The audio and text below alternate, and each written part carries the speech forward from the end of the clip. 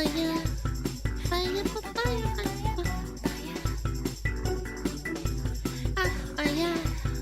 no more redeems! We're watching Todd Howard breaking down his gaming career, and I wanted to watch this, like, since this morning. Todd! We love Todd. You guys are cooked. As long as it's good for yourself. No, it's fine. I just have to talk to Choco after stream. Redeems are off. Thank you, Tammy. No Tangia redeems. Okay. Got the sound on. We're good. Here at Bethesda Game Studios, you might know me from games like Skyrim, the Fallout series, and now Starfield. And I'm here to talk to Wired about some of the games that we've made. Dum, dum, dum, dum, dum.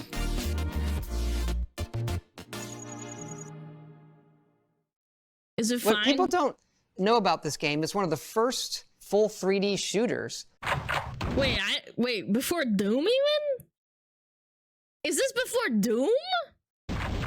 Where you look at controls today with mouse look controls and using WSAD. This is the first PC game. It was 93? I was about to say, this is not a first shooter.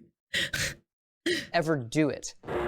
I had just started at Bethesda. This is in the mid-90s. Oh. Team sizes were small. We're talking like 10 people, 12 people, tops. Everybody had to do a lot of different things. Terminator. So I did a bit of programming. I was producing. I did level design. I became the sound effects guy.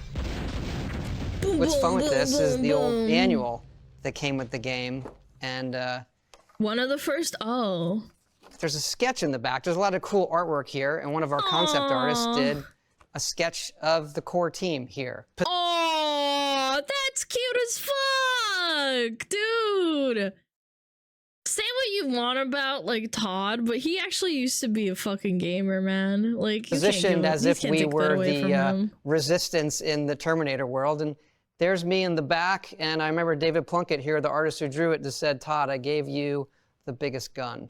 Oh, back then. Whenever you're on a team, even if it's 4 people or 400 people, learning how to use everybody's skills and work together is, you know, what gets you the best game. So, you know, a couple of these games, starting with Terminator, is the beginnings for me at Bethesda. And there's a couple of different phases and chapters in terms of the games we made, the platforms that we're on, and how everybody worked together. How old is this? You mean like the clip itself? This came out literally yesterday.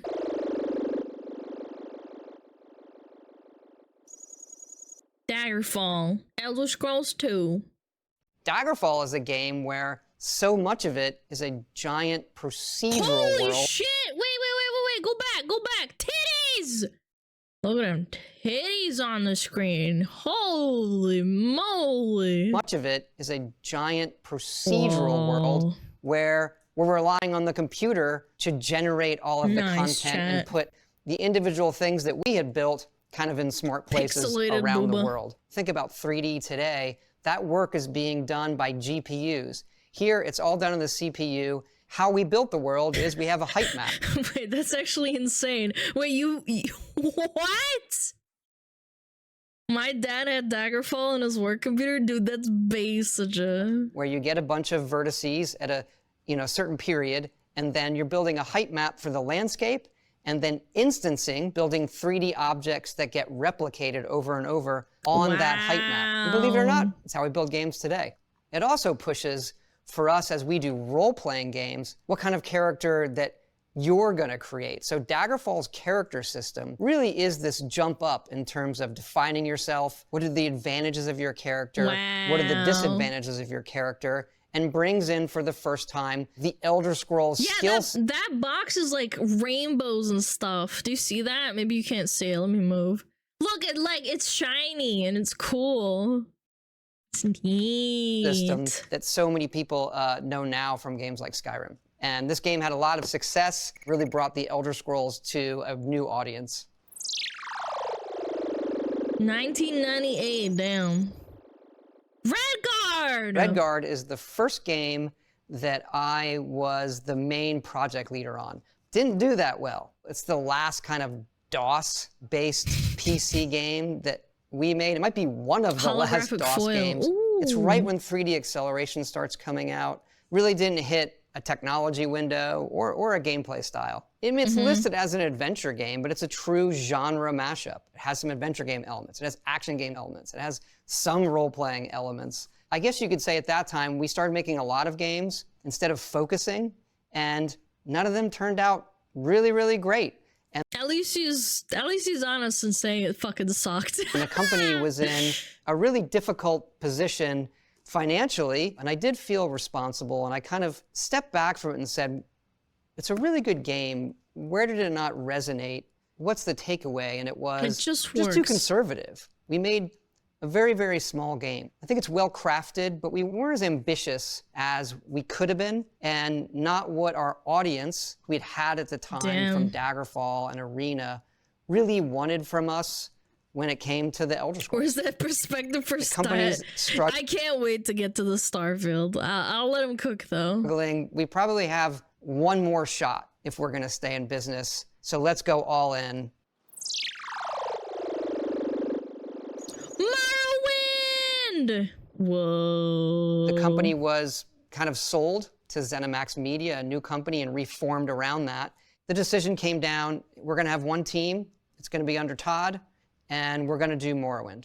We aimed very high. We were very, very ambitious to bring back the Elder Scrolls with a core team that we had, but taking the learnings from a game like Redguard, where we are hand building a world, but now we're doing it on a larger scale compared to the games people know today. It's actually still very, very small, but it's very, very detailed. And the other big thing that comes with Morrowind, we finally took it to console. Holy shit, I forgot how ugly Morrowind fucking looked.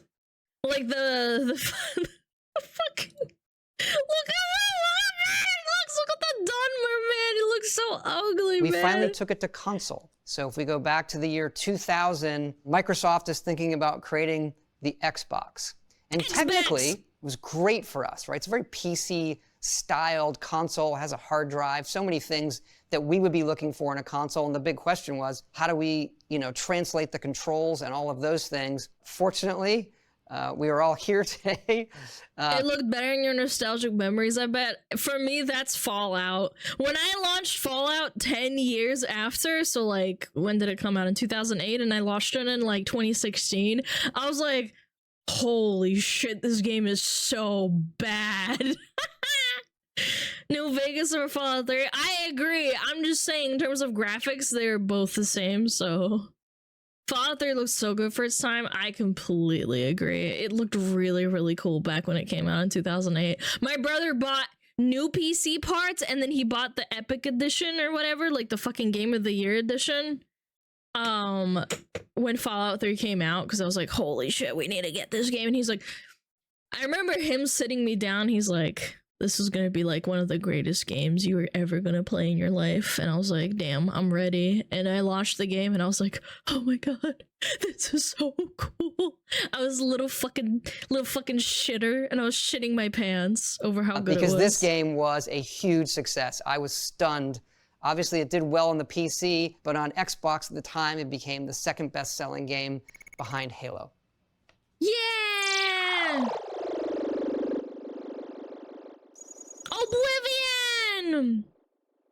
Instead of coming out with a quick sequel to Morrowind, why don't we take 4 years and really go ambitious again for the next console with hardware that doesn't exist.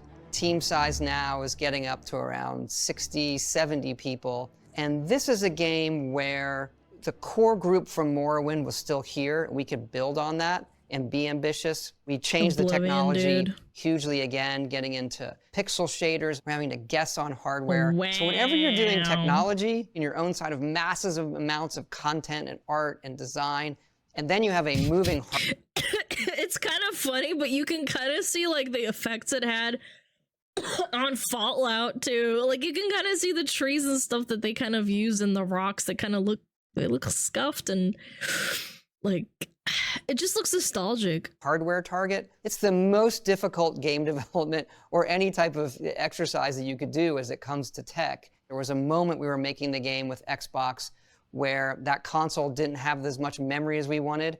And when they finally called us and told us that they were doubling the memory on the console they were shipping, we threw a party here. And I have never seen programmers looked so happy in my entire life. This was a game that, for many reasons, it vaulted us to an audience we had never expected to see. It's true, yeah. The revolutionary, like, Xbox 360, like fucking Fallout 3 came out on Xbox 360 too. That was on the fucking PC, cool. and the Xbox comes out later on PlayStation, and it really starts Here comes, this here other comes, here era comes, here of comes, here games comes. for us, the 360 era. Here comes. Here comes. Fallout 3, yeah! New We were asked, Vegas! what else does the team want to do? What do you want to do, Todd? It'd be good to have more than one franchise or one game every 4 to 5 years. At the top of our list was Fallout. It was a series that we had loved, that had come out a while ago, and we were able to get the license. This game comes out, I believe, about 2.5 years only after Oblivion. Uses a very similar technology base. That See, it's very, like, similar looking, if that makes sense. It's not a copy. It's not a carbon copy. Obviously, they're different settings, too. But, like, it's the feeling of the game. It looks very, very similar. We have built. It's our second game on the Xbox 360. One of the things that happens with games is knowing your tools, knowing the level of technology, and getting your whole team used to working with that pays big dividends. It's also really special because we're picking up a franchise that we hadn't worked in before. It's very new for us. It's very exciting. But how is it going to resonate when we translate basically somebody else's work the way we would do it, or the style of game that we enjoyed best? And this game was even more popular. I know, it's so nostalgic. Like, I know it looks so fucking bad, like with the puke green filter and everything, but like it just hits home to me. I don't know why. That looks great for 2008. Dude, I remember it was revolutionary. It was so amazing launching that game in 2008. I think I launched it maybe the first time in 2009 because, like, my brother bought it, but it was so fucking good. Yet so Bethesda. Yes, that is so funny. Yeah, that's a word. It's Bethesda. They Bethesda'd it.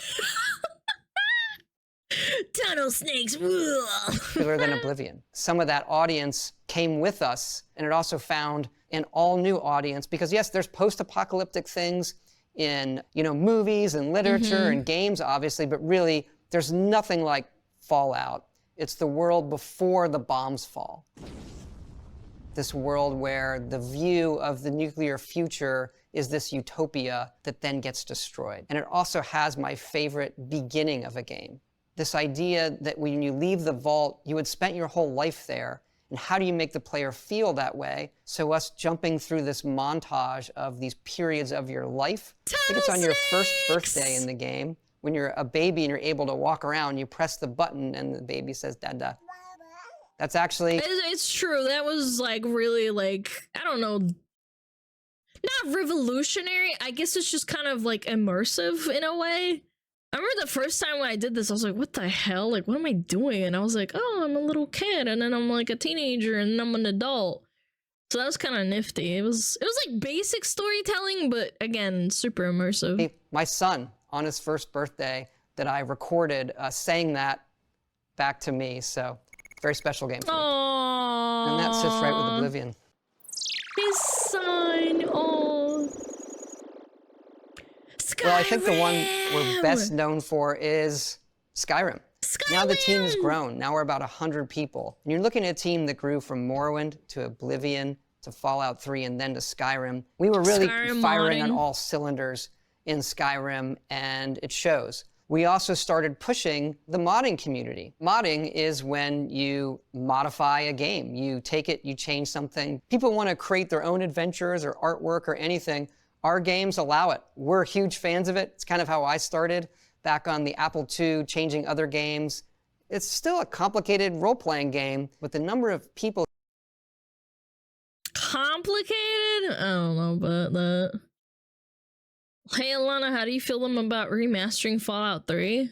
I don't think they will, but they probably might.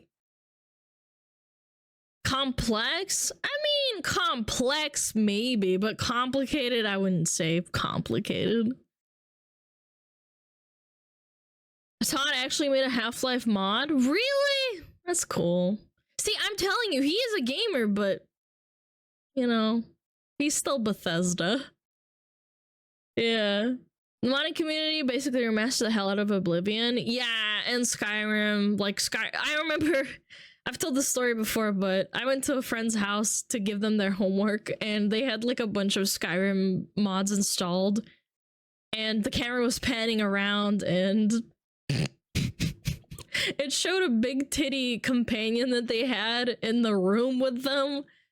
Yeah, yeah, like it was covered up, but she had massive titties and it panned. Like, you know how when you go AFK, it starts fucking panning? No, it's real? Wait, what? Fallout 3 Remaster. Fallout 3 is supposedly getting a remaster. I didn't know about that. Not surprised though. Microsoft documents. Oh wait, yeah, no, you guys, no, I remember this. This was last month. Yeah, they're remastering it.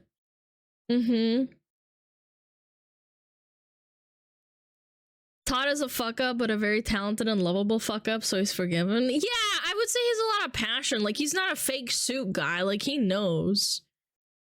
I don't know how I feel about that. I don't either. I really hope they don't fuck it up, but we'll see.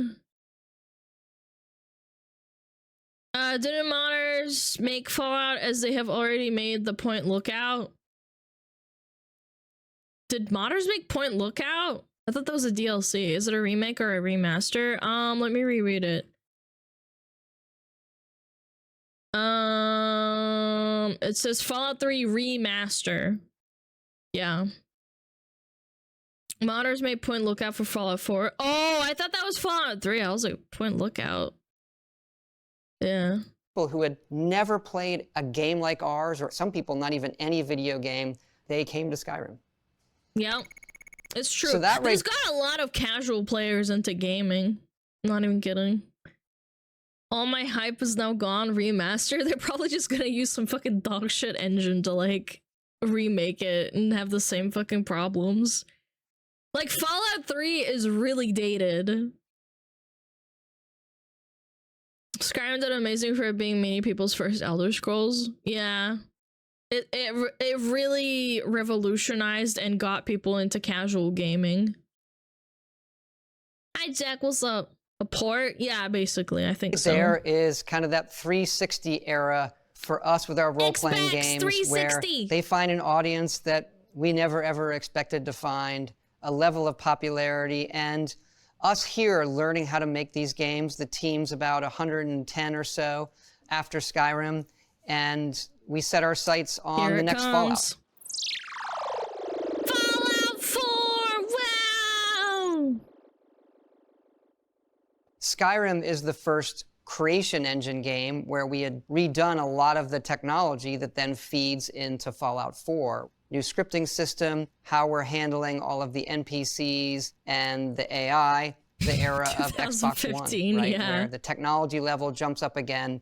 And we had a very, very dynamic world with this game. If you look back in Morrowind, we have NPCs that feel believable for that era, but they're pretty much standing around. They're signposts. As we go into Oblivion, we push that. The NPCs could wander around. They had day-night schedules. They went to bed. You could poison them by stealing all the food and then just putting poison apples around. They would decide to eat that. Fallout 4, it does feel like a good action game in your hands, but it has those RPG systems. Everything can be used for crafting or used in some respect. So everything you... This shit was so buggy when it came out. It's not even funny. The launch of Fallout 4 was the best meme harvesting season, dude. You fucked up the dialogue. Crafting? Yeah, I was about to say, the crafting was so buggy. Mod saved this game? Yeah, well, I'm saying 90% of Bethesda games were saved through modding.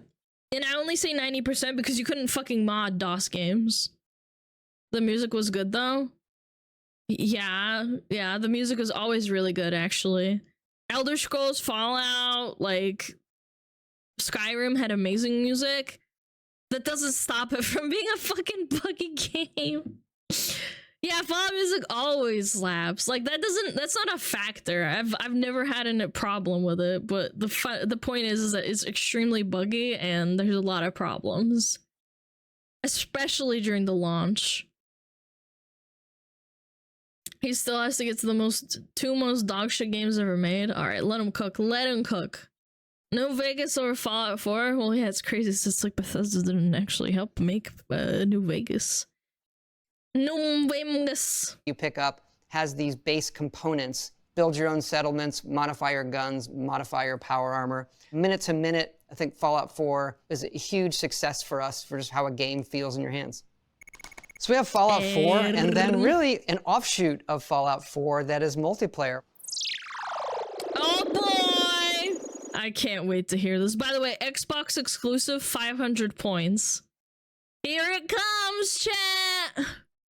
Requires content download, internet, and Xbox Live Gold membership.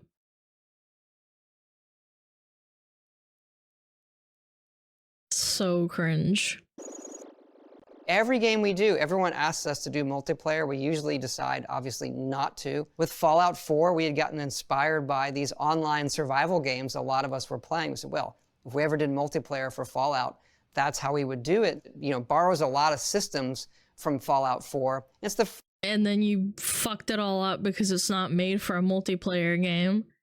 There was a bug where you could go into the God room and get every single item possible for free, and they tried to fix that by not letting people into the room, but you could bug it out by going as a level 1 and trading with another account that was a level 1, and then it would kill your level 1 inside of the area, but you had enough time to run away from the area that kills you. With all the God bot stuff, you know? Did you do that? No, I just heard about it. No, I didn't play Fallout. I never played Fallout 76. I didn't buy that shit. Apparently, it's an okay game now, but back then it was so fucking dog shit. first game really where we do that, where you can see things from the previous game almost directly in it. You know, it's a brand new type of game, and I think as people know, we struggled. And despite its issues... But beautifully crafted, but ultimately repetitive world, yeah. Because... I don't know, again, it's an okay game, but it's a really bad Fallout game, yeah. Hi Plumhood, what's up?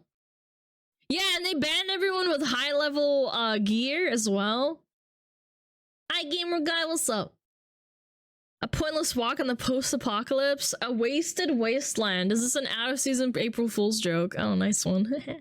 We had a lot of successes. We built our own online platform from scratch.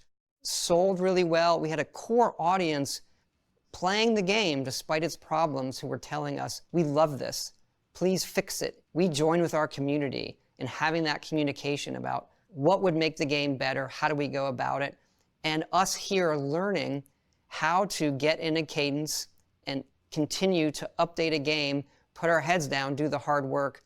And today, 5 years later, it is one of our most played games. Really? Really? Really? Good night and broccoli. Dude. I don't know about most played. That's insane to Now me. a very big success for us, both in terms of what it's doing for players, but also it made us much, much better developers going through a difficult...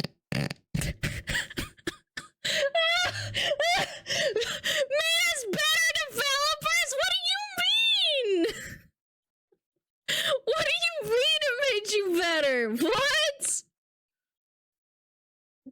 I love Todd, but holy fuck, the PR fucking copium is so fucking cringe. Dude.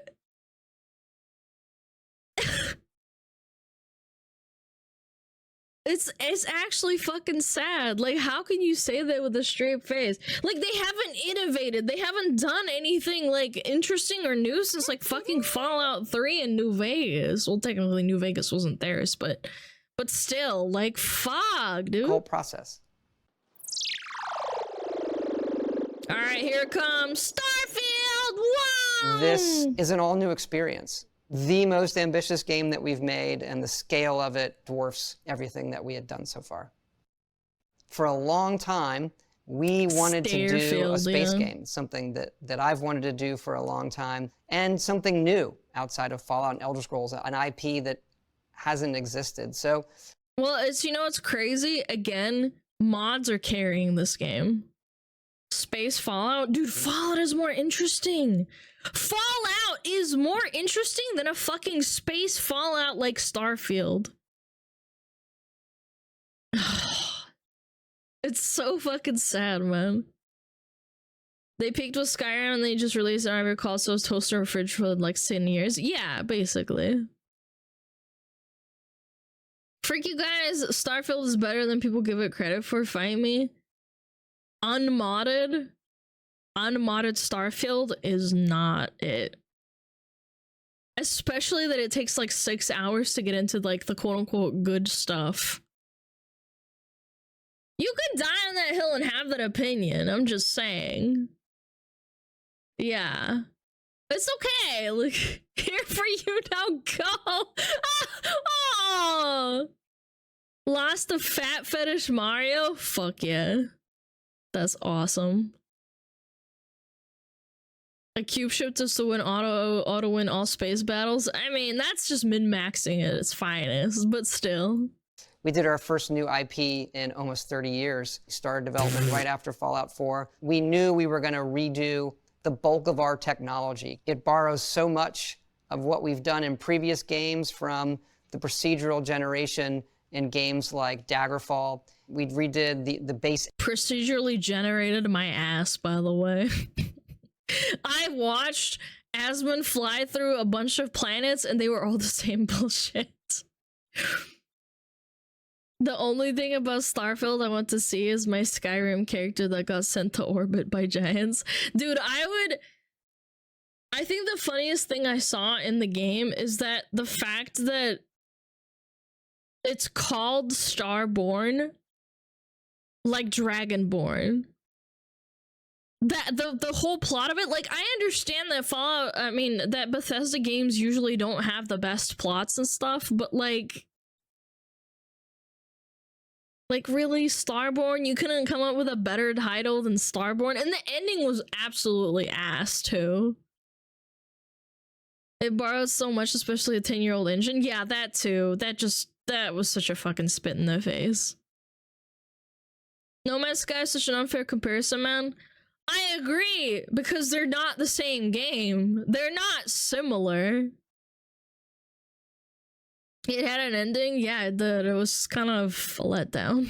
Engine, that's the whole game loop. When people talk engine, they're talking about what is the inner core loop of the game and how all parts talk, not just the renderer. Most people see engine, they think graphics renderer. That's just one part. So we redid the graphics renderer. We had a whole bunch of new AI, new animation system. We have a different system just for crowds, new system for visual effects.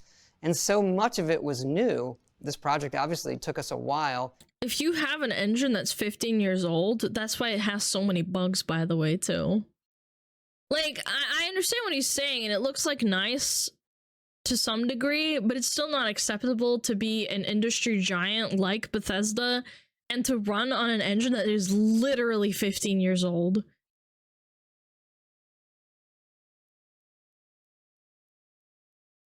Wait, who said that? Same engine? Yeah. Is to use a better fucking engine? Yeah, that's what I'm saying. I'm not a coder, I'm not a programmer, but if it's using the same engine as Fallout 3 and then they just piled on top of that, it's not good. It's not a fair comparison because No Man's Sky and Cyberpunk are actually good. I've never played Cyberpunk, and I know Cyberpunk came out with a lot of fucking bugs. And No Man's Sky is made by a small, tiny little indie company, too. I feel like, I don't think it is a fair comparison because No Man's Sky eventually became a good game. Maybe Starfield will become even better. Cyberpunk good? I've heard many positive things about Cyberpunk in the last year or so, especially with the DLC. Both of them sucked at launch, that's why it's unfair. I agree, that's what I'm saying. They became good games. Maybe Starfield could become a little bit better. Cyberpunk is really fun now, I believe it. And a number of things also happened during this time. We're jumping up in hardware into the Series X and S on Xbox. The pandemic happens, obviously affected everybody in the world. And we became fully part of Xbox as part of them now with this game. You know, each of them on their own create a challenge, all of those things. Age of an engine does not matter. What matters if it's maintained or updated. I disagree. No one uses a quote-unquote PlayStation 2 engine. Nobody uses Nintendo 64 like engine to like emulate. Like you have to go up. Like you have to like start from scratch. If you're going to make a revolutionary game, at least make it like, yeah, WoW uses a 10,000-year-old engine. Yes, and it fucking sucks. It is outdated as fuck. The only thing that keeps WoW in the game is because the artistic style direction that was made in 2004 still upholds itself today. That's not why. You guys are arguing the wrong thing. WoW's engine absolutely sucks fucking donkey turds. The only reason it looks good is because it's cartoonish, it's easy on the eyes, and it doesn't look that outdated, even though it really fucking does if you really, really take a look at it. If you update the engine regularly, it won't go old. The reason you make a new one is because it's cheaper over time. You mean like because of maintenance or what? Because I feel like with how World of Warcraft works, I feel like at this point there are so many problems. And it's been around for fucking like 15 years, and they made that engine in 2003 or 2002. Steam uses the same engine, checkmate. Updates can morph into a modern thing. Well, they clearly don't do it well then. Once again, Creation Engine needs the same treatment Unreal had when it went from 4 to 5.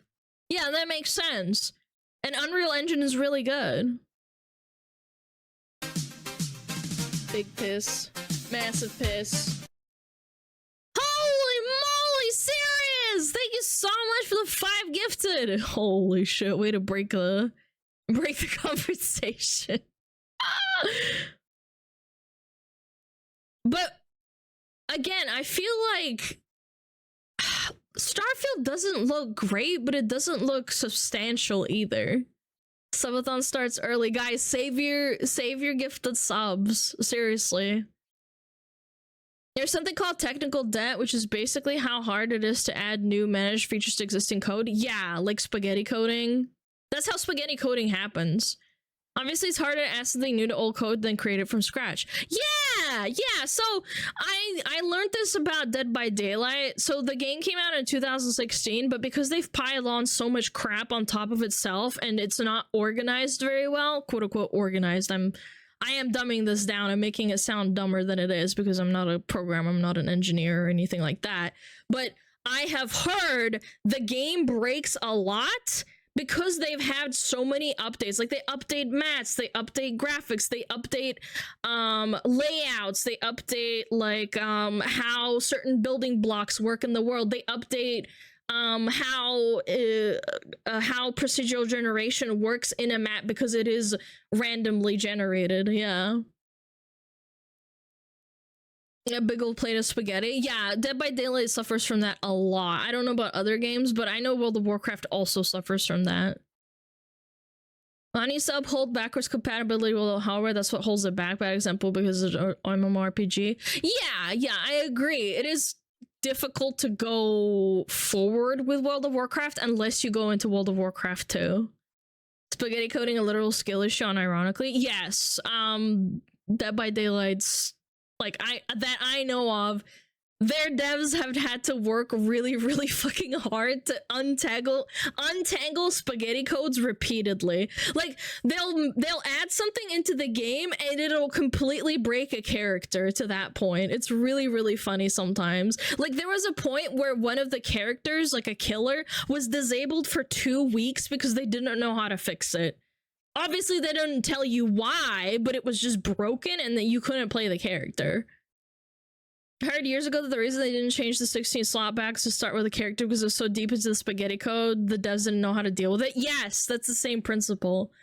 It's the exact same example, but with like World of Warcraft. It's the real thing everywhere because adding new things properly is very expensive and therefore costs a lot. Then you make a new engine. Yeah, and I think they should have done that with Starfield, especially after the disaster with Fallout 76. But they just didn't care. They wanted to. There's a lot of recycled models and lines in Starfield.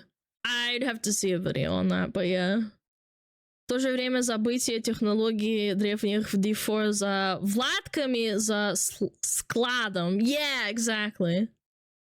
It's just crazy to me. Like, they don't care and they want to pump it out. Like, I understand making a new engine is a fucking pain, but like, when you suffer, like, maybe, I guess it doesn't really matter because people will just consume slop anyway.